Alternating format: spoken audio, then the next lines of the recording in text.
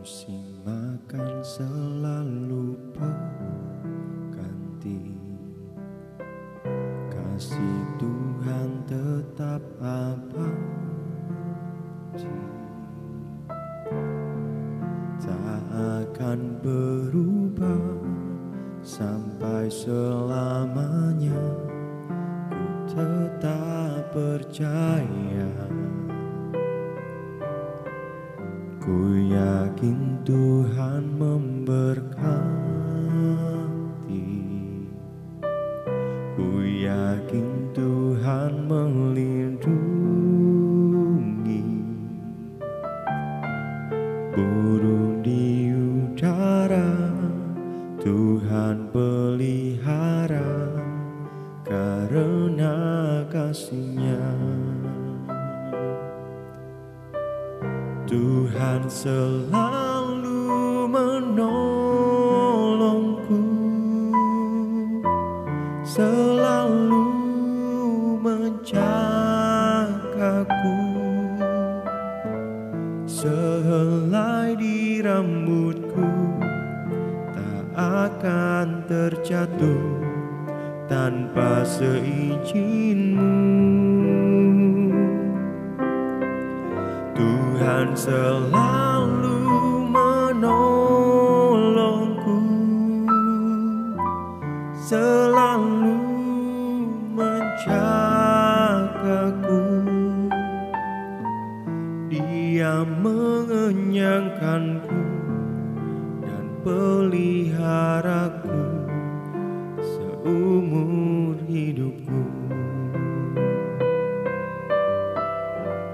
Si makan selalu berganti, kasih Tuhan tetap abadi, tak akan berubah sampai selamanya. Ku tetap percaya, ku yakin Tuhan memberkati, ku yakin Tuhan melindungi.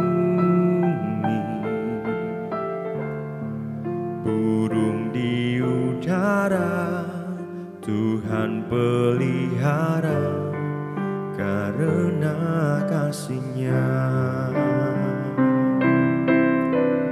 Tuhan selalu menolongku, selalu menjagaku.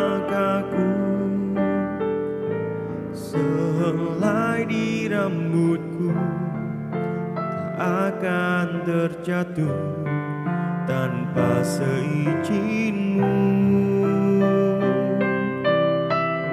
Tuhan selalu menolongku, selalu menjagaku. Dia mengenyangkanku dan peliharaku seumur hidupku. Tuhan selalu menolongku, selalu menjagaku.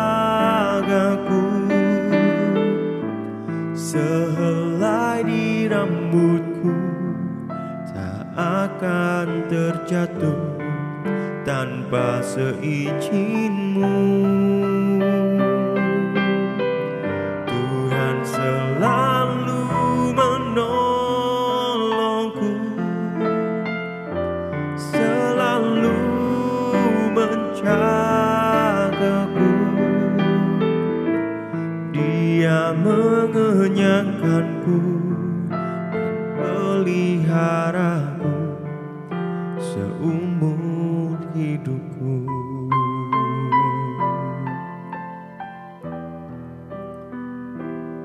Terima kasih.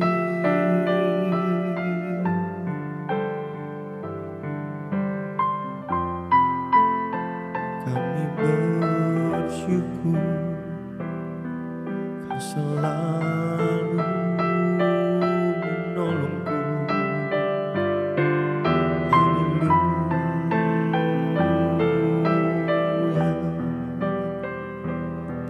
Kami bersyukur Tuhan untuk kasih setiamu dalam hidupku. Kami akan tetap percaya hanya padamu.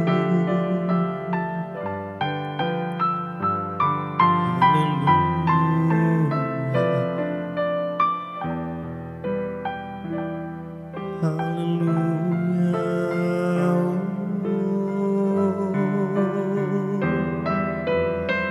Kami percaya kuasa-Mu nyata Tuhan.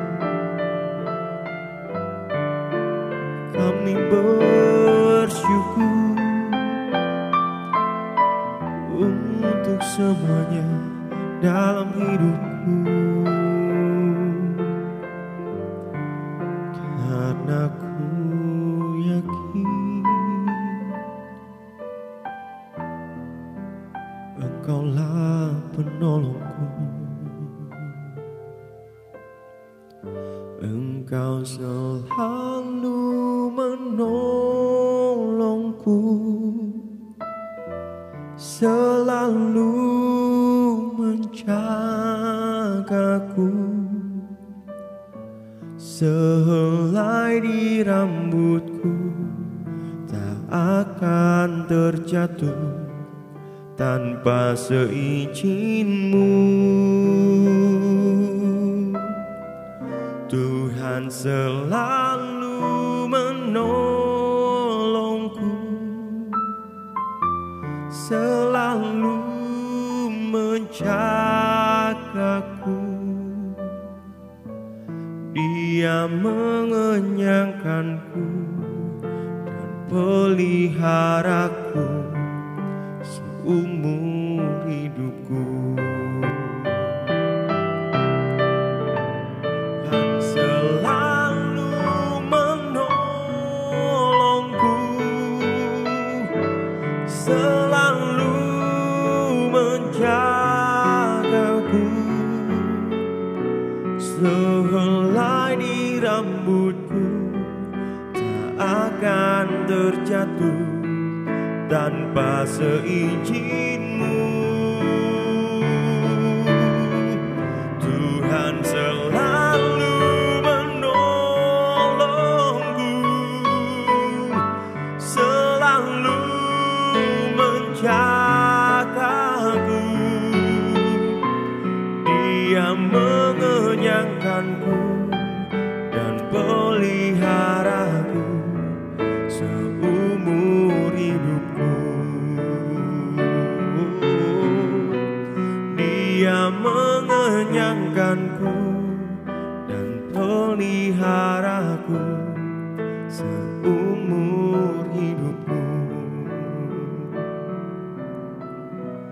Dia mengenyangkanku dan peliharaku seumur hidupku.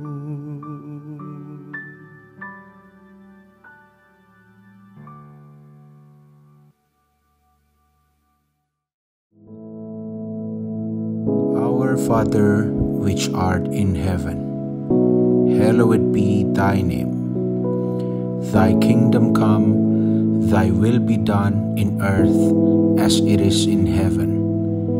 Give us this day our daily bread, and forgive us our debts, as we forgive our debtors.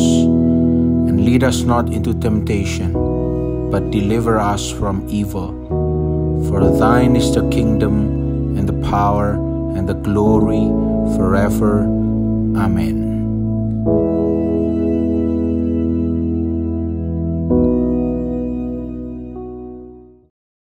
Puji Tuhan, saudara-saudaraku sekalian yang kekasih.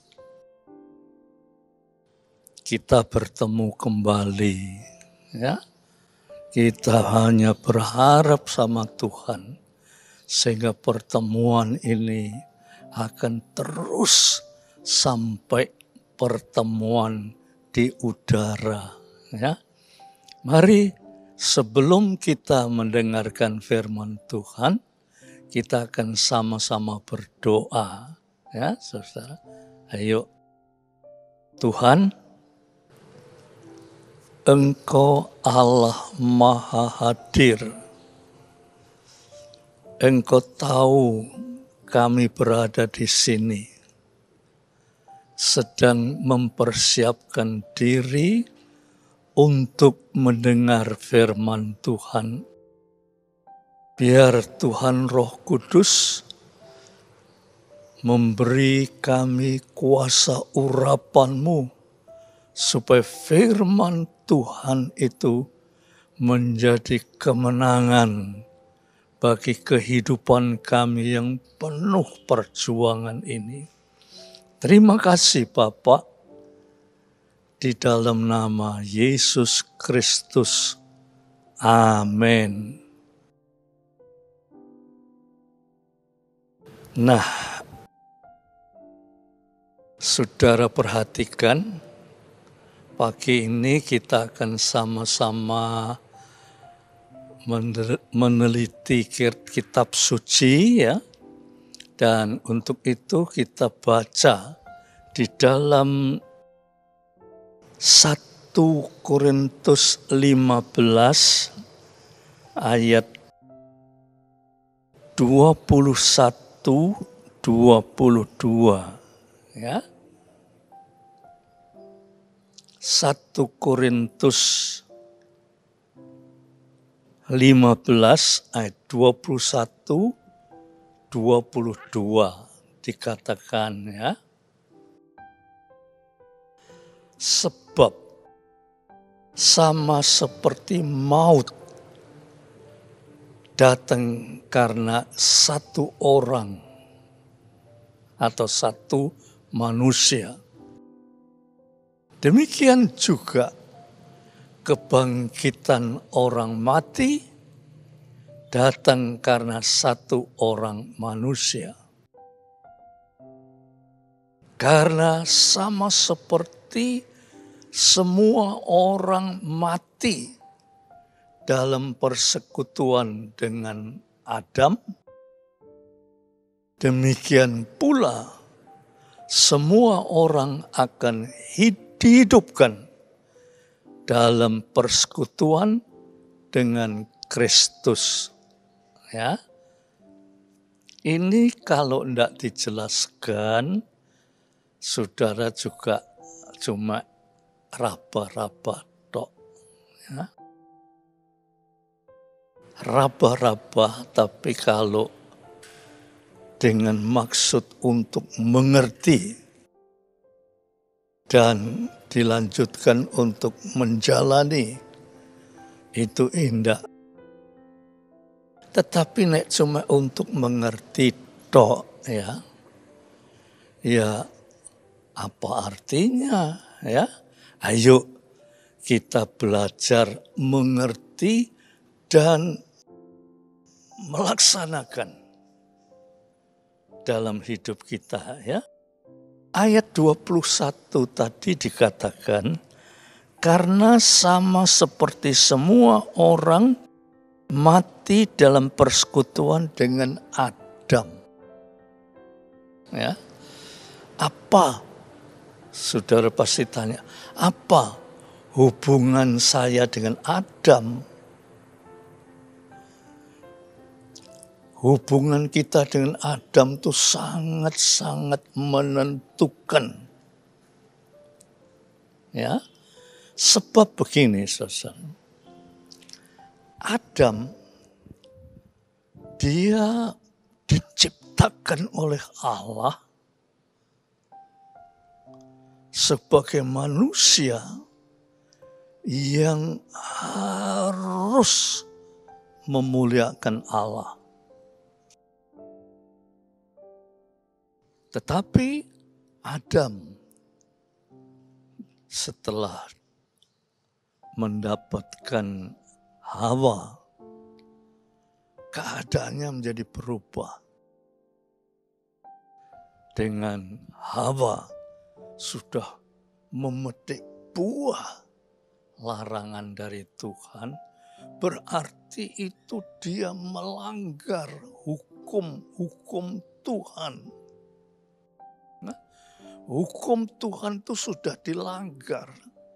Artinya hubungan kita dengan Tuhan itu sudah diputus. Sehingga tidak ada lagi hubungan dengan Tuhan. Dan putusnya hubungan kita dengan Tuhan itu dikatakan itu sama dengan mati. Ya, sama dengan mati. Jadi karena Adam dan Hawa putus hubungan dengan Allah, Adam dan Hawa itu mati, maka seluruh keturunan umat manusia ini disebut mati. Mungkin saudara akan bertanya, loh, setelah Adam dan Hawa makan buah larangan Tuhan itu masih hidup, bahkan itu waktu dia hidup sampai kalau tidak salah 900 tahun lebih. Bagaimana dikatakan mati? Ya. Kata mati ini, saudara, berarti terpisah dengan Allah. Jadi seluruh gerak langkah Adam dan Hawa selama 900 tahun lebih itu, hidupnya itu menderita, sengsara, bahaya, sakit, dan macam-macam permasalahan. Ya. Tetapi memang hidup, tapi hidupnya itu dalam penderitaan. Jadi kalau kita ini masih hidup, itu yang tidak mempunyai hubungan yang intim dengan Allah, itu disebut mati. Tetapi orang yang mempunyai hubungan intim Allah di dalam kita, kita di dalam Allah, itu disebut hidup. Nah, saudara, sekarang kita bicara tentang mati. Mati itu sangat-sangat menderita, susah. Ya. Dan mati itu sangat menakutkan sekali. Sehingga mati itu, ya, sekarang ini, saudara, kata mati itu diperhalus. Ya, diperhalus. Kata-kata aslinya diperhalus itu eufemis, diperhalus, upamanya orang mati, ya, diperhalus menjadi tutup usia atau tutup mata atau pulang, ya, ya. Atau lain-lain kata yang sangat ringan, sebab kata mati itu sangat menggetarkan jiwa, saudara. Jadi mati itu kata-katanya diperhalus, ya, yaitu misalnya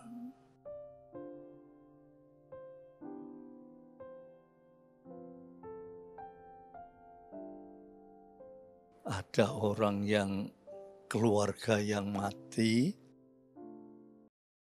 mereka tidak menyebut mati, oh sudah dipanggil Tuhan.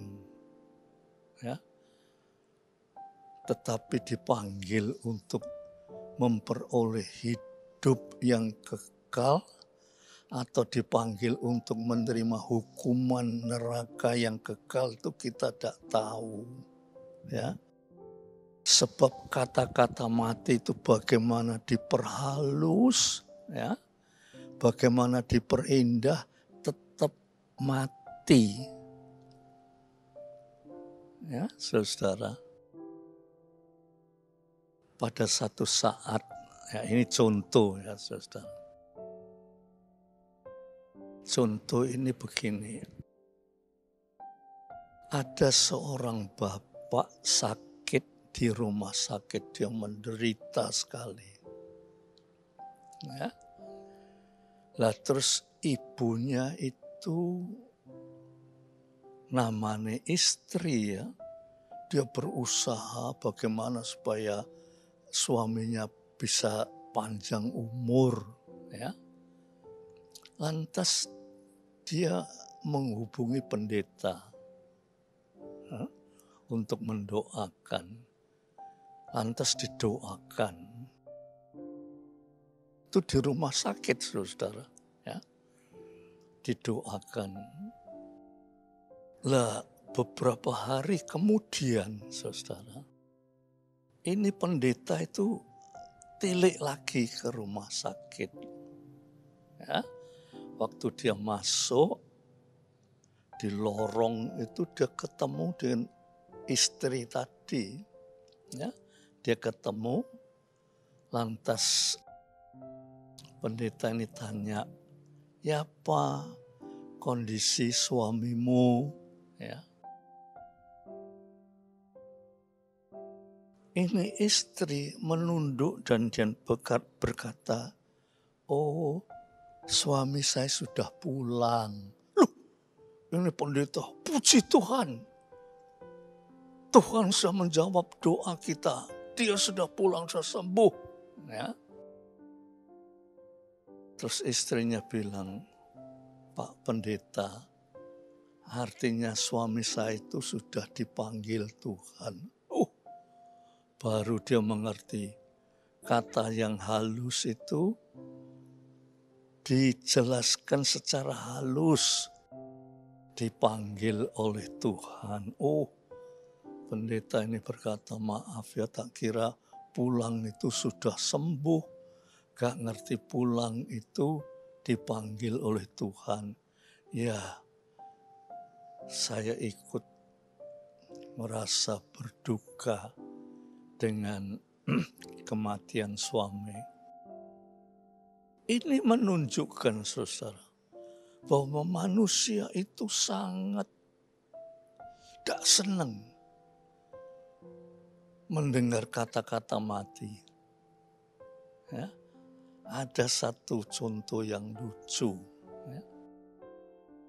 Ada seorang ibu. Ini kira-kira kejadian ini ya 70-80 tahun yang lalu ya saudara. Ibu ini sangat terpengaruh oleh tradisi orang-orang tua. Ya. Ibu ini tidak mau mendengar kata-kata mati. Ya. Kalau dia sudah mulai bercakap-cakap, lantas ada kata-kata mati, ibu itu cepat-cepat dia pergi ke sumur. Ya. Nek sekarang ini hampir tidak ada sumur ya saudara. Semua pakai itu air yang sudah dialirkan ya. Itu waktu sumur. Dan sumur itu pada zaman dulu ya, sumur itu tidak ada timbanya. Tidak diambil dengan timba, ditarik dengan istilahnya kerean itu ya. Enggak. Sumur itu dulu ya dibangun, di sebelahnya itu ada pohon yang tinggi. Ya. Terus dari pohon itu ditaruh bambu ya, yang melintang gini, dan bambu itu dikasih lagi bambu untuk masuk ke dalam sumur. Lah, ini bambu bagian bawahnya ini dikasih beban ya, supaya dia tetap begini. Kalau tidak ada beban dia segini ya, jadi tetap begini. Jadi kalau mau ngambil air, ini bambu yang turun ke sumur itu ditarik ya, terus diambilkan air, terus dinaikkan lagi ya.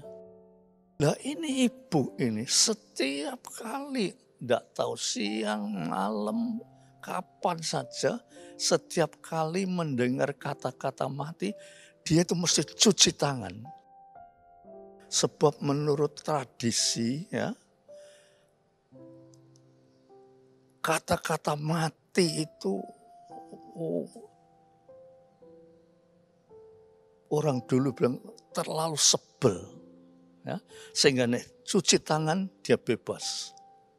Jadi tiap kali dengar ada suara percakapan mati, dia lari ke sumur lantas cuci tangan.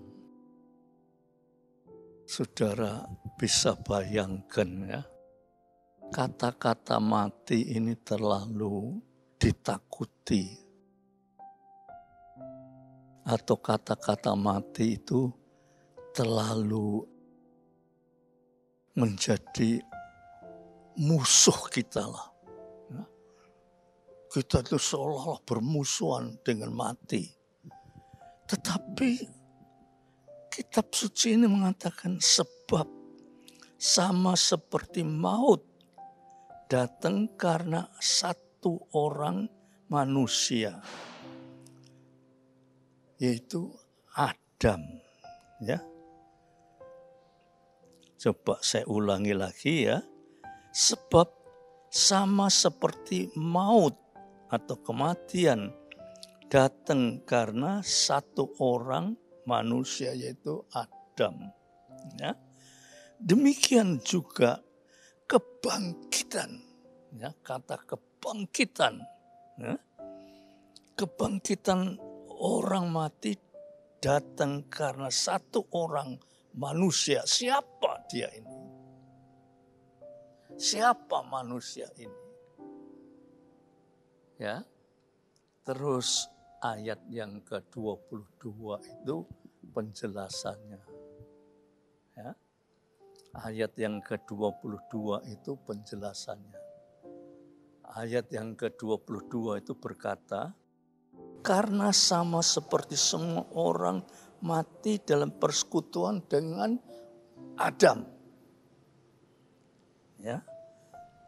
Demikian pula semua orang akan dihidupkan kembali dalam persekutuan dengan Kristus, dengan Yesus. Lah ini dalam dua ayat ini peranannya yaitu persekutuan. Di mana manusia masih bersekutu dengan Adam. Adam itu berarti kematian. Kematian itu berarti dosa. Dosa itu berarti penderitaan, kesusahan, kesakitan, dan macam-macam. Manusia yang masih bersekutu dengan itu mati. Tetapi manusia yang bersekutu dengan Yesus berarti hidup. Hidup itu bukan saja nanti kalau kita di surga kita memperoleh hidup yang kekal, tetapi orang yang bersekutu dengan Yesus itu sekarang. Tatkala dia bersekutu dengan Yesus, dia memperoleh hidup berarti dia memperoleh hidup dalam kedamaian, ya, dalam perlindungan, dalam mara bahaya. Dia dilindungi oleh Tuhan. Saudara-saudaraku sekalian yang kekasih, ya, kita ini anak-anak Tuhan, ya. Setiap kali ke gereja, setiap kali kita ini mendengar firman Tuhan, yang menentukan itu, saudara, bukan ke gerejanya, bukan mendengarkan firman Tuhan. Yang menentukan itu saudara punya iman kepada Tuhan. Ya. Tuhan memberi karunia iman. Saudara harus mengimani. Dan dengan iman itu saudara, orang yang beriman itu dia tahu bahwa ke gereja itu bukan suatu kebiasaan,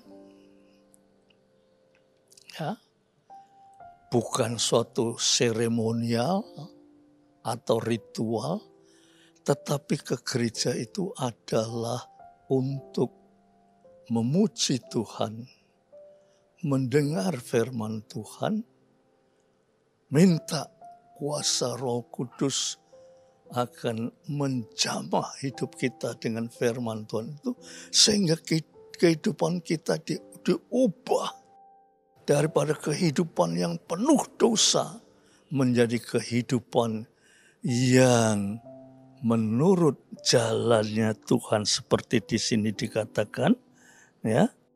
Demikian pula ayat yang ke-22 bagian B, semua orang akan dihidupkan kembali dalam persekutuan dengan Yesus Kristus, ya. Persekutuan itu bukan cuma bersekutu gitu aja, mempunyai hubungan yang cukup rapat. Ya, saudara, mempunyai hubungan yang rapat, seolah-olah seperti kita di dalam Yesus, Yesus dalam kita, seperti yang sering sudah saya ungkapkan itu. Yohanes pasal 15 itu saudara baca dari ayat 1 dan terus dibaca, ya. Seperti pokok anggur. Anggur itu tidak bisa berbuah kalau tidak melekat pada pokok anggur, ya. Nah, oleh sebab itu saudara, kita pada hari-hari ini, ya, kita harus sungguh-sungguh lebih mendekat kepada Tuhan, supaya Tuhan di dalam kita, kita di dalam Tuhan, ya. Puji Tuhan, Tuhan memberkati. Amin. Ayo kita sama-sama berdoa. Kami sudah mendengarkan firman-Mu, Tuhan.